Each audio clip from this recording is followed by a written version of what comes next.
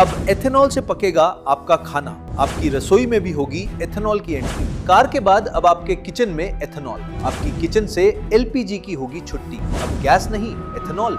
नितिन गडकरी जी, ये देखिए गन्ने का रस और पेट्रोल। ये देखिए, ये रहा गाड़ी है। क्या होगा ये गाड़ियों का?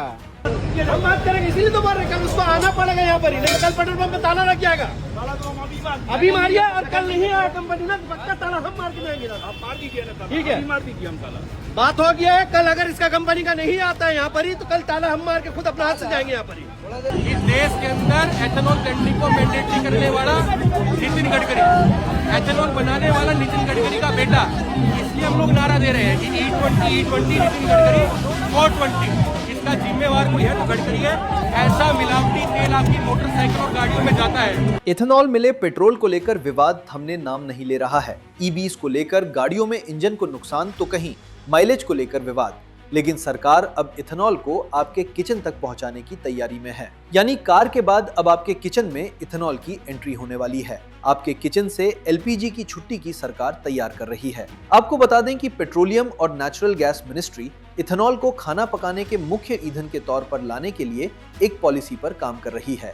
साथ ही खाना पकाने के लिए एथेनॉल के इस्तेमाल को बढ़ावा देने, भारत को एलपीजी पर अपनी निर्भरता कम करने और बढ़ते फ्यूल बिल में बचत करने में मदद मिलेगी। एक्सपर्ट्स कह रहे हैं कि एथेनॉल के जरिए खाना पकाने को बढ़ावा देने के लिए सरकार सब्सिडी योजना भी शुरू कर सकती है। आपकी रसोई में भी होगी एथेनॉल की एंट्री। एक रिपोर्ट के मुताबिक इस पॉलिसी में एथेनॉल के इस्तेमाल को बढ़ावा देने, सब्सिडी देने और सप्लाई चेन को मजबूत बनाने के तरीकों पर विचार किया जाएगा। इकोनॉमिक टाइम्स से बातचीत में एक अधिकारी ने कहा कि क्लीन कुकिंग पॉलिसी पर काम चल रहा है। इससे एथेनॉल को एलपीजी के साथ साथ घरेलू खाना पकाने के ईंधन के रूप में अपनाया जा सकेगा।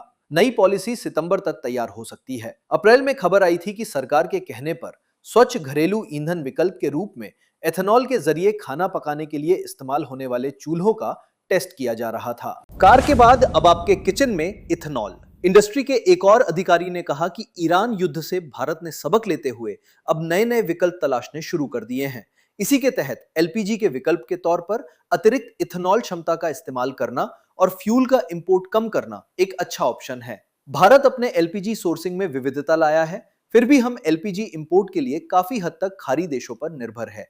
ई कुकिंग और बायोगैस अपनाने से भारत 2050 तक एलपीजी सब्सिडी पर कुल मिलाकर 2 लाख करोड़ रुपए से ज्यादा की बचत कर सकता है। खाना पकाने के लिए एथेनॉल को बढ़ावा देने का यह प्रयास ऐसे समय में हो रहा है जब भारत में एथेनॉल की पर्याप्त मात्रा में सप्लाई है। कैरेज रेटिंग्स ने मई की एक रिपोर्ट में कहा कि भारत की एथेनॉल उत्पादन क्षमता 20 अरब लीटर सालाना से ज्यादा हो गई है। इस वित्तीय वर्ष 2026 से 27 में 4 अरब लीटर और उत्पादन शुरू होने की उम्मीद है। इस खबर को लेकर आपकी क्या राय है, हमें कमेंट्स करके जरूर बताइएगा और हां, हमारा चैनल सब्सक्राइब करना मत भूलिएगा।